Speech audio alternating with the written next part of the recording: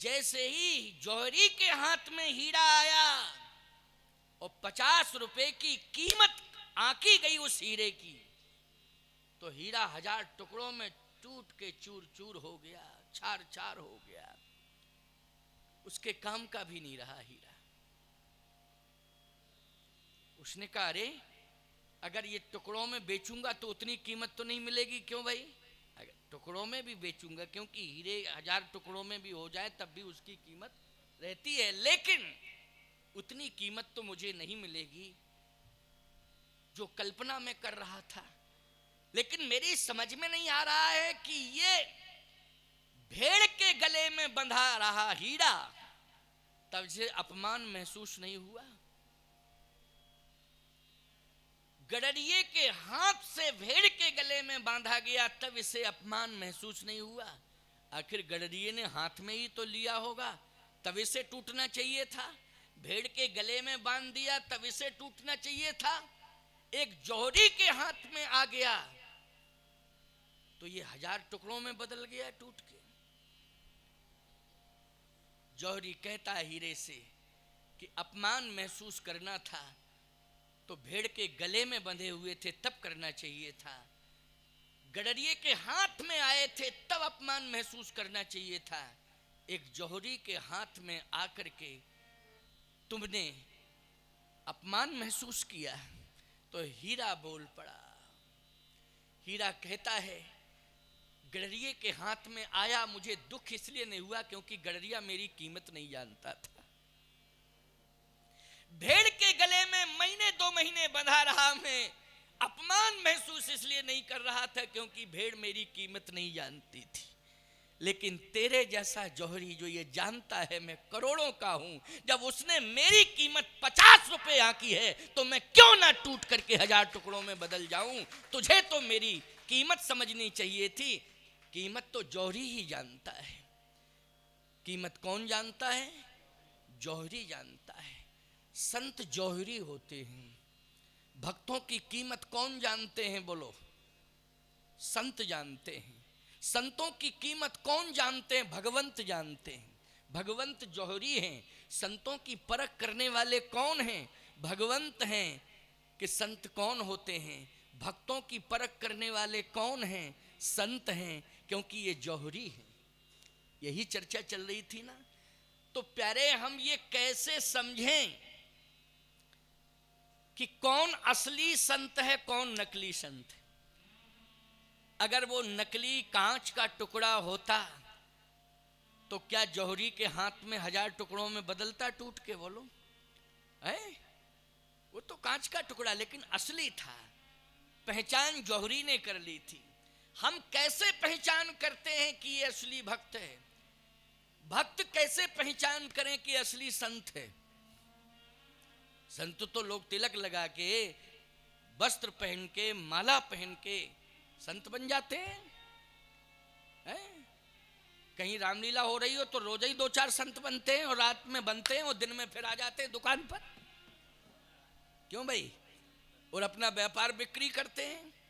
और रात को कोई वशिष्ठ बन गया, क्यों, कोई विश्वामित्र बन गया, कोई अगस्त, कोई पुलस्त, ये सब बन जाते हैं। लेकिन दिन में वो असलियत रूप में आ जाते हैं। क्यों भाई? जिसका जो असली स्वरूप होता है। इसका मतलब है दिन में उसका असली स्वरूप है, रात में उसका अभिनय है। रात में क्या है? अभिनय है। और दिन में उसकी वास्तविकता है। तो अभिनय नहीं, वास्तविकता होनी चाहिए। तो संत की वास्तविकता कैसे पहचानी जाए कि संत है?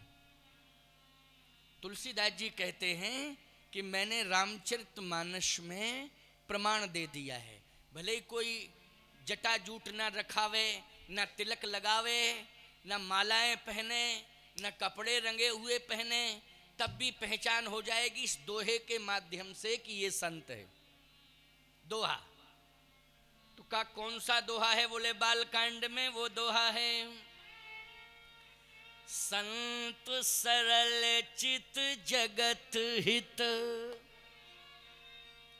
संत सरल चित जगत हित, जान स्वभाव सने,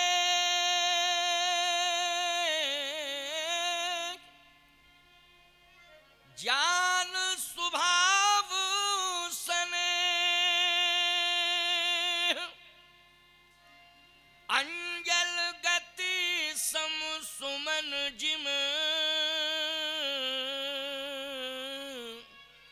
सम सुगंध कर दो, अंजल गति सम सुमन जिम सम सुगंध कर दो। इसका मैं हिंदी अनुवाद कर रहा हूं, अर्थ बता रहा हूं, ध्यान से सुनना। संत सरल चित,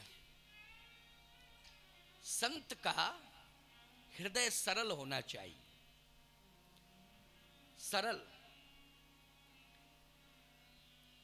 आपका हृदय सरल हो जाए तो आप संत हो जाएंगे। आप कहोगे महाराज जी ये तो साधारण बात हो गई। नहीं नहीं, साधारण नहीं है। संत के हृदय में सदा तीन का निवास। हनुमान जी के हृदय में किसका निवास है? तुलसीदास जी के हृदय में किसका निवास है? तुलसीदास जी कहते हैं राम लखन सीता सहित हृदय बसऊं सुर भूप। क्यों भाई? तुलसीदास जी ने कहा ना, राम लखन सीता सहित हृदय बसऊं सुरभूप। राम लखन सीता सहित, तीनों की डिमांड की उन्होंने, केवल अकेले राम की ही नहीं, अकेले सीता जी की नहीं है, राम सीता की नहीं, राम लखन सीता सहित हृदय बसऊं सुरभूप। और तुलसीदास जी जैसे संत के हृदय में इन तीनों ने निवास किया। राम जी ने भी किया, सीता जी ने भी किया और लक्ष्मण जी ने भी किया। क्यों? इसलिए किया क्योंकि तुलसीदास जी सरल थे। तुम भी सरल बन जाओ तो तुम्हारे हृदय में निवास करेंगे। क्योंकि तीन अक्षर, सरल लिखोगे तो तीन अक्षर हैं सरल में। सरल में तीन ही अक्षर हैं, चौथा नहीं है। एक पहला अक्षर है सा, दूसरा अक्षर है रा और तीसरा अक्षर है ला। मात्रा है, डंडा उंडा कहीं है ही नहीं। सा रा ल, मात्रा ही नहीं है, आगे पीछे कुछ नहीं, ना डंडा। क्यों भाई? डायरेक्ट सरल। सरल में तीन ही अक्षर हैं। और तुलसीदास जी कहते हैं हमें तीन ही चाहिए, राम जी चाहिए, सीता जी और लक्ष्मण जी। तो तीन अक्षर है। जब हम सरल हो जाएंगे तो हमारे हृदय में सा से सीता, रा से राम और ला से लक्ष्मण, इन तीनों का निवास हो जाएगा। क्यों भाई? हो जाएगा कि नहीं? सरल ये संकेत देता है कि सरल बनो और सीता, राम और लक्ष्मण ये तीनों हृदय में आ जाएंगे। और जब तीनों हृदय में आ जाएंगे तो तुम संत बन जाओगे कि नहीं बन जाओगे? बोलो क्या बन जाओगे? जल्दी बोलो। संत बन जाओगे। बन जाओगे संत कि नहीं? तीनों आ जाएं, सीता जी आ जाएं, राम जी और लक्ष्मण जी, तुलसीदास की तरह, तो तुम संत बन जाओगे। प्यारे, सरल बनना बहुत आवश्यक है। इस दोहे में संत सरल चित, चित्त मानी अंतःकरण, चतुष अंतःकरण है, अंतःकरण चतुष्ट है। तो अंतःकरण चतुष्ट कौन है? हमारा चित्त, चित्त अंतःकरण, इसमें सरलता आ जाए। सरलता आएगी तो हम संत बन जाएंगे। और जिसके जीवन में सरलता आ जाती है उसी के जीवन में निर्मलता आ जाती है। जिसके जीवन में निर्मलता आ जाती है उसके जीवन में ही सरलता आ जाती है। और जिसके जीवन में निर्मलता आ जाती है वही जगत का हित करने लगता है। जगत का हित कौन करता है? जिसका अंतःकरण पवित्र होता है वही जगत का हित करता है, जगत हित के लिए आगे कदम बढ़ाता है। संत जो आता है जगत में तो जगत के हित के लिए आता है। उसका ना अपना कोई इस जगत में सुख है निजी, ना अपना कोई दुख है निजी। समाज का सुख ही उसका सुख है और समाज का दुख ही उसका दुख है। बोलो, अपना पर्सनल ना दुख है ना कोई सुख है। तुम्हारा दुख ही हमारा दुख है और तुम्हारा सुख ही हमारा सुख है। ऐसे लक्षण होना चाहिए किसमें? संत में। आजकल लोग सामान्य रूप से कह देते हैं, देखो भाई, तेरा तेरा मेरा मेरा, तुम भी खुश रहो हम भी खुश रहें, हैं? और यदि तुम दुखी हो तो फिर तुम जानो तुम्हारा काम जाने, हम तो हम हैं, तुम जानो तुम्हारा काम जाने। 3 प्रकार के प्राणी हैं, उत्तम, मध्यम और निकृष्ट।